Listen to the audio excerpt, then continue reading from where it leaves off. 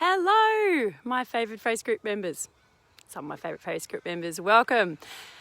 I am Dr. Mary Barson from Real Life Medicine with another episode of Low Carb in the Leaves. It's a nice, really nice morning today out here. I've got wet hair because I always do these lives sometime in the middle of me getting myself ready for work and my family ready for the day. This week I'm discussing self-compassion, and I was inspired to do this topic this week because I was feeling pretty ratty at the start of this week.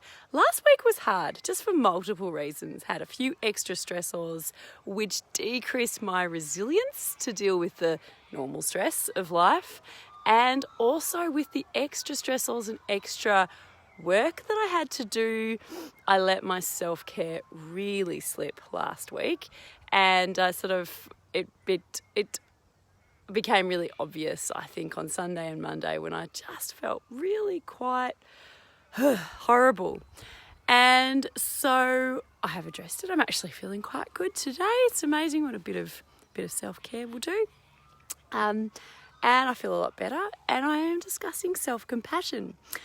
And yesterday I discussed ways in which we can cultivate self-compassion, the theory of sort of 3 simple steps, simple but not always easy, of being kind to yourself, recognizing that you are human, and inserting some mindfulness throughout your day to be able to strengthen your mental muscles, to be able to watch your thoughts and to create some space in your mind to be less reactive.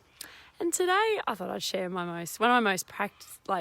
of my most favoured practical tips.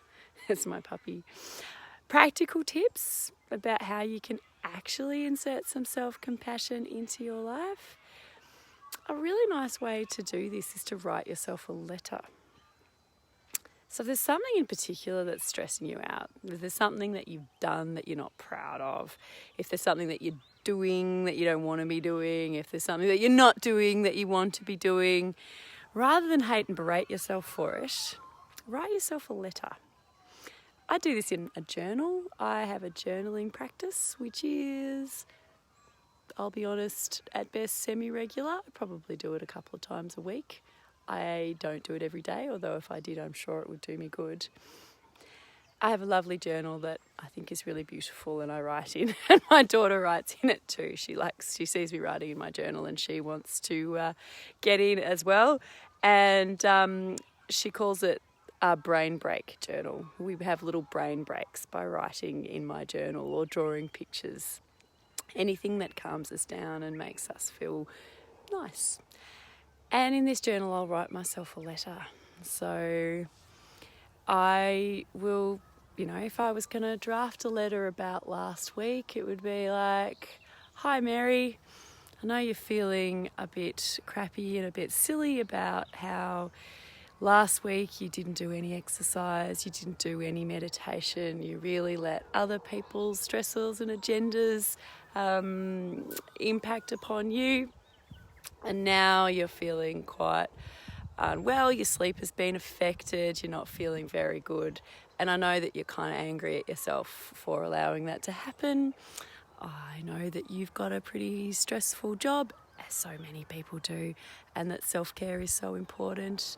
And I might just go on to say that I understand where I was coming from, and I understand why it didn't happen, why my self-care didn't happen, and that it's all right, and that I'm human, and might discuss what the plan is from here on out." So I'd write all this down in my journal, and I might write a letter to myself like I am my own friend, even if I'm not necessarily feeling like my friend, or if you're not feeling like your friend at that time.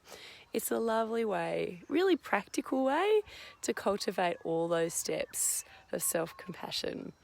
Writing yourself a letter. Because truly, being kind to ourselves is a really practical tool for health and weight loss. All right, everybody, have a great day. Enjoy this beautiful day wherever you are. Bye now.